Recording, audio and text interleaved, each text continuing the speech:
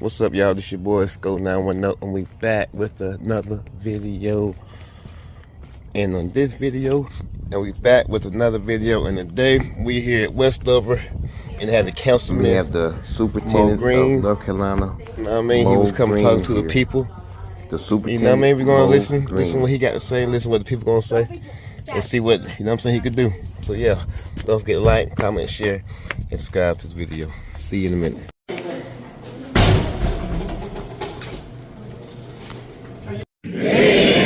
Certainly my honor and privilege to be with you this evening for the next stop on the tour of Bo Wants to Know. I am honored to be here to have a conversation with you and to mainly listen to you. That's right. We're going to mainly be listening to you this evening. Now, I will share a few words at the outset just to set the frame for this evening. So, what are we going to do this evening? We will absolutely have a conversation about sort of my entry into this role and sort of what I'm looking forward to doing for public schools across the state of North Carolina. Then we're going to have you address 4 questions. You see them on the screen. They are, what should we celebrate and continue? What are the challenges and potential solutions? What's the big ideas that you have for our public schools? And then what commitments, actions are you willing to make to enhance our public schools? There are a number of ways for you to engage.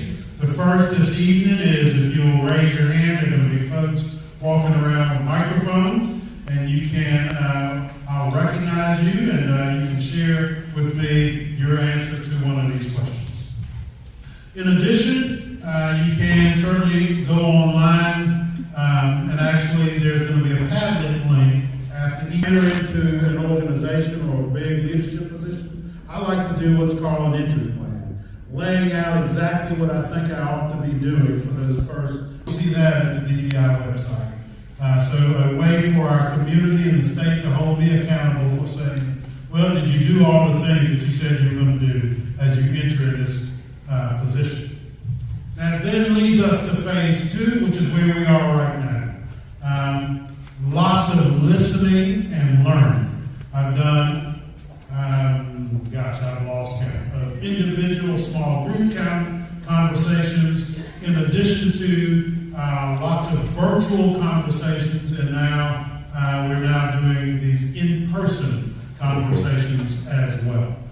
We'll do 8 of these across the state. This is number 5 of 8, where we'll be in each of the regions of the state to have opportunities for our community to share with us. Where is this all headed? That gets us to phase 3. And that is what we're learning will turn into a strategic plan for North Carolina public schools. And when I say we, it actually is not just me, but also the State Board of Education. For the first time in a long time, the State Board, along with the State Superintendent and me, we're working together to put together a strategic plan. The goal is to have that plan prepared and presented somewhere in the June timeframe of this year. And then we'll get to work.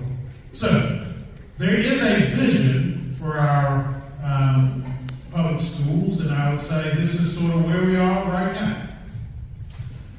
It is achieving educational excellence, which is a successful coupling of academic achievement and character development, and is focused on excellence. And for me, what does that mean? That means that we're going to have the very best public school system in the entire country. We can do it. It's going to take a lot of work, and I hope you hear the we, because I'll be emphasizing that quite a bit this evening as we go through this process. Now, that vision is similar to one that was developed when I was superintendent of Guilford County Schools.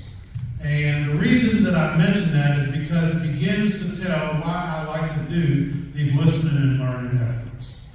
When I was superintendent there, I certainly felt like I knew a lot about school system and what I thought we wanted to do in Guilford County Schools.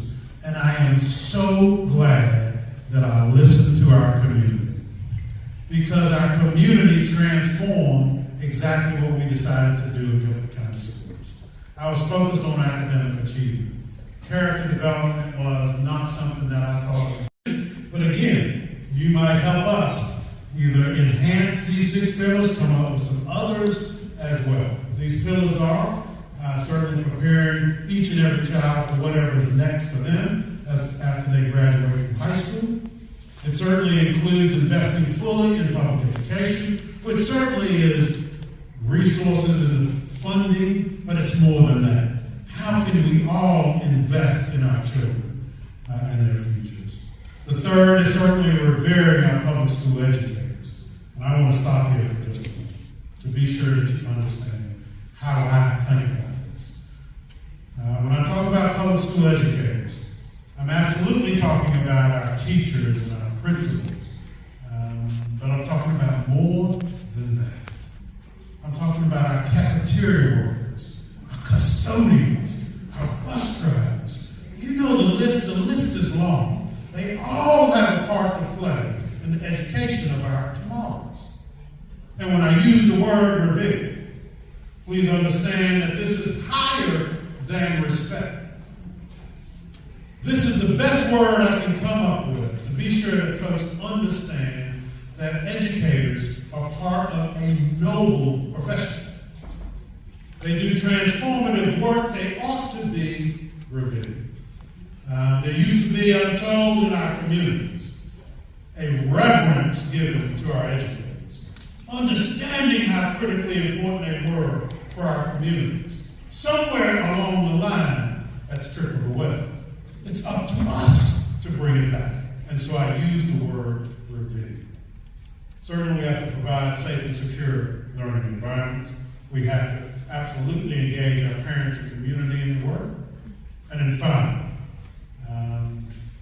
we have to celebrate the good in public education. There is a lot of headlines and stories about all of the challenges and ills in public education. I'm here to tell you that there's actually also a lot of good in public education.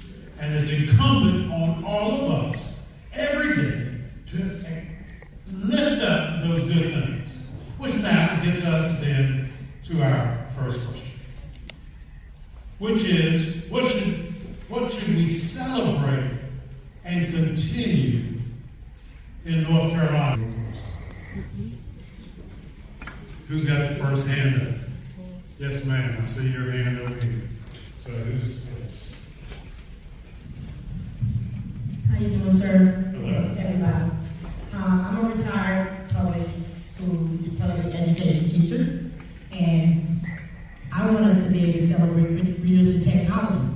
All of our students are not going to come out of school and go into college, but they need to be able to have something that they're going to do, and we need to be able to promote what they would like to do. If you want to be a cosmetologist, we need to be able to make sure that they can get to that trade. If you want to, whatever it is that you want to do, we want to make sure that they can get there. So celebrating CTE. Excellent. Career and technical education. Excellent. Very good. And so one thing that I want us to be really clear about, I do know a lot about public education, but I don't know it all.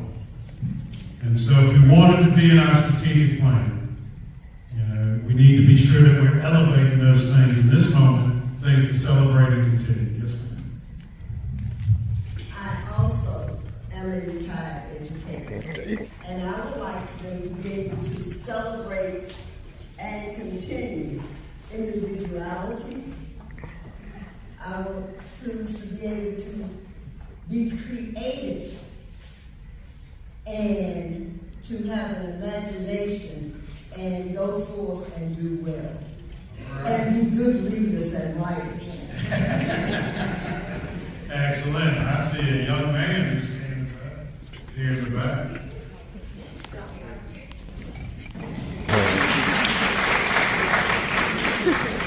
Well, there it is. There it is. Thank you, sir. Yes, down here. Yes. Hello. community organizer for Red, Wine, and Blue, and I'm a mom. To celebrate beginning teachers by supporting them and what they actually need. I think sometimes we think we know what a beginning teacher needs, but if we actually listen and ask what do they need, they will tell you. So continue to support them with the beginning of teacher programs that we have and give the teachers the autonomy to make decisions in the classroom. All right. Very good. Very good. Other things to celebrate and continue. Other things to celebrate and continue. All right. So you know that you have the QR code and you have the link for other things to celebrate and continue. Let's go to the second question.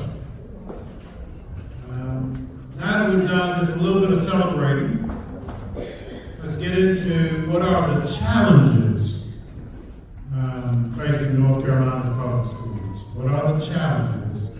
And you'll see that there are actually two parts to this question. It's not simply asking you to lift up the challenge, but the proposed solution to the challenge. Got a lot of smart people in the room tonight. Got to meet many of you on the way. And so, hello, my name is Barry Stevenson. I'm a native recruiter, 20 years in the military. Been in Fayetteville since 2008. Raising a family, worship here in churches. One of the challenges that I see firsthand and called to are the cafeteria workers and our school teachers that are horribly underpaid. Horribly underpaid. My late grandmother used to drive a school bus back in the 60s. She probably had a 4th grade education, and she was able to raise my mother and uncles and us as well, while my single mother went to Rutgers College in Durham to get her education. And the pay was bad back then, and the pay is bad now.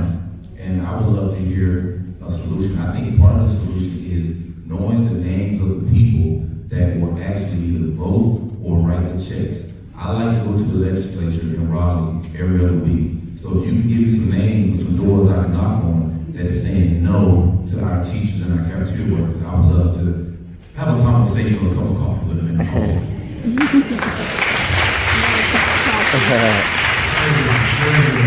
Thank you again.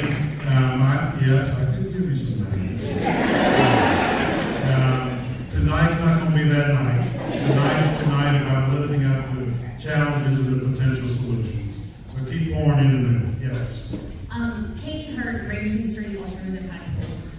One of our challenges that we notice, our little team here, is the children that are coming to school with more and more social emotional needs, behavioral needs, and not having the supports there. And so being at an alternative school, we are the bitter end for these kids when they get to us.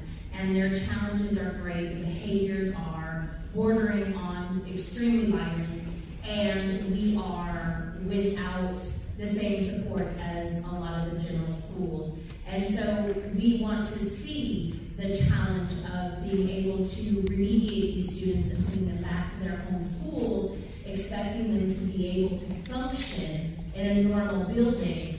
We need more support in our schools for that behavior, those remediation moments, we see there's a need for social emotional learning, and it not being a pull-out with a counselor once or twice a month, or a 30-minute SEL lesson every Wednesday. It starts from kindergarten. As a former elementary teacher, it starts there, and it works its way up. And by the time they get to 9th through 12th grade, they become a lost cause for so many people. And I think the solution for that is taking a look at what's happening as a whole in our schools for these kids that are coming with more trauma, and looking at how do we fund programs that are not so academically strict, but more on how do I make you a productive person? Because these kids that we have right now, so many of them, they go back to their home schools and they come right back to us because nothing has changed anywhere for these kids. Thank you. Thank you. Thank you so much.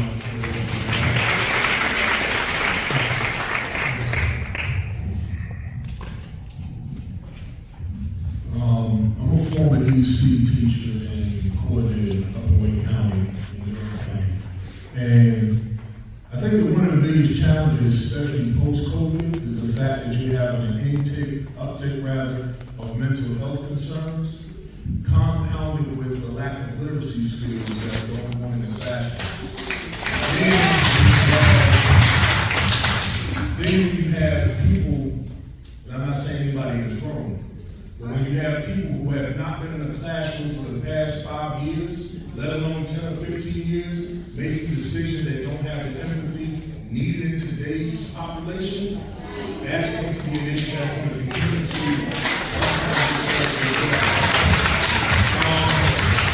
as far as solutions are concerned, it sounds almost cliche, but as far as solutions, we have to get back to being a community. One of the points that you made on your board earlier is a revere for educators. But when there's so many distractions with social media and television, and then they come into the school system and all they see is a video or worksheet, and some of these schools are not even giving out homework, and they're lowering the expectation. We're talking about a 10-point grading scale now, which was also discussed maybe a couple years ago, going to possibly a 12-point grading scale. So the question is, we have to stop giving out participation trophies and hold them to a standard of their greatness rather than their weakness.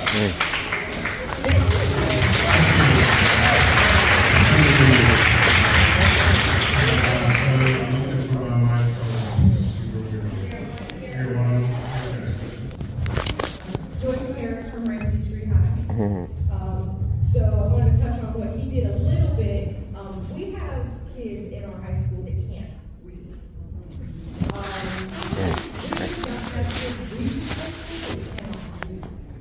And because we're an alternative school, we get kids from outside our county. So we're seeing a need for a statewide curriculum versus just each county having their own curriculum. So my solution would be that we adopt a statewide curriculum so that if a kid comes from Charlotte into Cumberland County, that they're not being taught something completely different. Thank you. Yes. Hello, good evening. I was just going to say what my fellow candidates said. We need to get back to the community of educating our kids, because it's not just the school, it's also the community. And I told this to the school that my child goes to. We spend our money here, and they need to spend our money in our schools as well. So if we have a way to get our kids connected or get what they need, as this woman said right here, the emotion stuff that they need, the IEPs and all that, then we need to go for it as a community, not just as a student. We all need to come together as one and make it happen. I'm tired of seeing Durham and Raleigh and whomever else on TV. I want to see Cumberland County on TV with some good stuff. Thank you. Part of the one group. I'm also part of the school action team for helping out. My question is this: with what we're seeing going on the executive board, with the executive board that has been written as supposed to shut down the Department of Education, $1.6 billion would be in jeopardy coming here to the state of North Carolina. I read over part of your strategic plan. What guardrails do you have for some of those things that have just been implemented when it comes to the executive orders?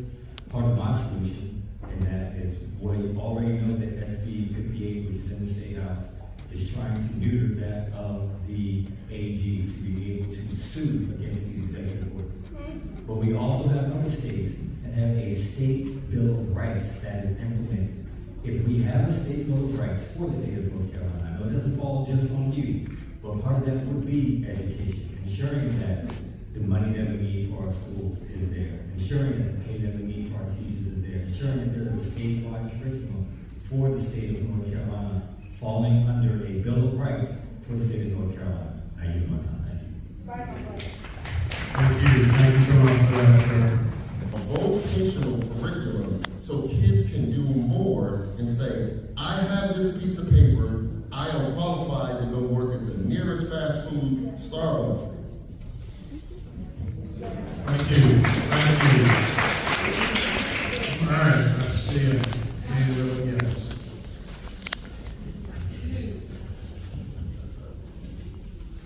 Good afternoon. My name is Dr. Erin Manuel, and I actually began my teaching career at Westover Senior High School about 23 years ago.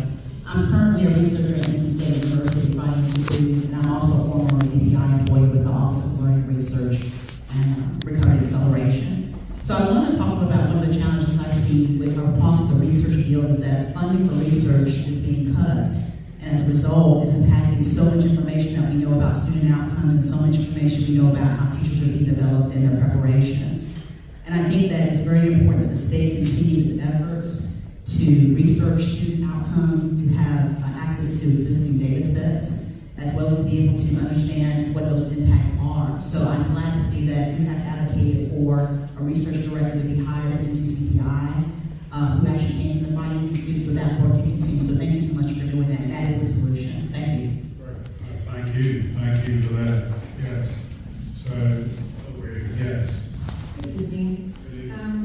I wanted to say that I feel that for our teachers, they are getting bombarded with filling out paperwork, following trainings, instead of getting the time to really focus on the class, on the students, and getting the resources to help every student in their class. They are overworked with filling out paperwork for every student. In the end, it's not helping the students themselves. Especially in a district like Cumberland County, we have so many military students here that are moving from state to state. And if North Carolina falls behind in preparing every student, their future is in jeopardy because they are like coming to the next state that might be better prepared, and they cannot keep up because Cumberland County did not prepare them as they could be prepared. Thank you. Thank you. Thank you so much for that. Yes. Good evening. My name is Carolyn Besson. I'm now a professor at Tech, but I spent the first almost 20 years in my career teaching in Cumberland County. I only left Cumberland County because the pay is better at community college. I love my job. So, the biggest challenge that I see facing the public school system in general is vouchers. We are stealing money from public children, children who have food insecurities, children who struggle to have their lights on, and we are just funneling it into places where people have a choice. And if we could repurpose those funds, we may be able to have a system where...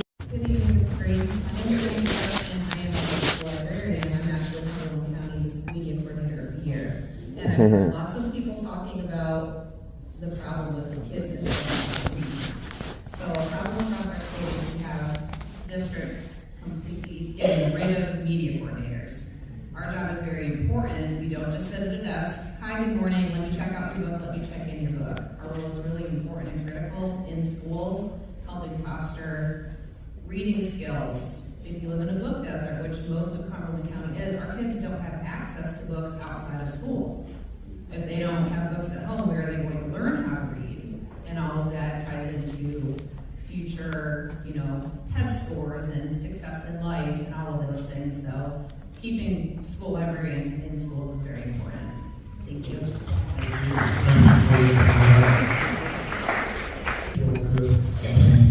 I teach at East Carolina University. I'm also a public educator. I work with PBS North Carolina. I think the biggest thing I'm concerned about, and what I hear from other people here, is community as well. But the thing that really sticks out to me is food. So I'm really concerned as I'm watching what's happening on the national level, what's going to happen to the food programs that we have for students here. I think food is very important in order for people to be able to be successful. I coached high school football and I worked at high school for a short amount of time when I was in college. The kids that I had problems with when I was coaching, it was because they were hungry. So we talked about kids that were having trouble. When we fed them, they were fine. They didn't have attitude problems, they didn't give us issues. I went to Fayetteville State University. I had friends that were going hungry. We found a campus kitchen there. They now have a community pantry program there. So I think a lot of what this boils down to is community, yes, but for me, food is something that's I think is really going to step up in the future. and something that we need to focus on as far as what our students have. So do you have a proposed solution? Oh, I have a few. Something that I've talked about on the local level is maybe organizing like UC donations when you go into businesses here in the local community. And so I've talked about potentially having some sort of like donation or an additional roundup that we can do regularly in this local community that local businesses can participate in. Something else I've talked about is potentially going to with tax that might support that and might support and make sure we always have those free programs that can't be pulled away from us because we're funding that at the county level. That could potentially go out to the state level, but I would need to be in the room with people who have more expertise now than I do. But it is something I'm very interested in and would like to talk more about. Yeah, I am interested. Let's definitely. My name is Amanda Mitchell, and I'm a kindergarten teacher here in Cumberland County. One thing that I've heard across the room is that a lot of people are worried about kids who can't be going into other grade levels. One of the challenges that we face at the lower levels is that we have kids coming in who have no prior experience in classroom settings, i.e. pre-K. Unfortunately, we don't live in a state that has statewide available pre-K programs for all students who apply. It's kind of rated like on an as-need basis, and not everyone who applies gets in. A lot of families are then stuck either keeping their kiddos at home, which creates a financial hardship for their families, or trying to pay for pre-K out of pocket, which in Cumberland County can run you $1,000 a month. It's very expensive. So a lot of people just don't utilize a pre-K program because we don't have enough public pre-K classrooms. I'm fortunate that I'm at a school that has a pre-K classroom. Our pre-K teacher and OT are great. They are unfortunately only allowed to have 16 kids because of the quota. Not every school has a pre-K classroom. So I think we're like the fourth largest school district in the state that we have minimal pre-K classrooms, which in turn, when they come to kindergarten, makes it a lot harder for those kids to acclimate to the class setting. And a lot of the times the kids who really need to be in pre-K aren't there because of the limited number of seats. A solution for that would be to open pre-K classes, which would require money and paying teachers what they're worth undoubtedly, but to open classroom settings so there were a number of spots open for all pre-K age students. Very good, thank you. All right, y'all, we leaving the little Mo Green convention. Let's see what he gonna listen to the people. Let's see what he listen to the people. Don't forget to like, comment, and share. Please don't forget to subscribe. All right, we got News Channel 11 out here today. Channel 11 News, Channel 11 News. Hood news, hood news.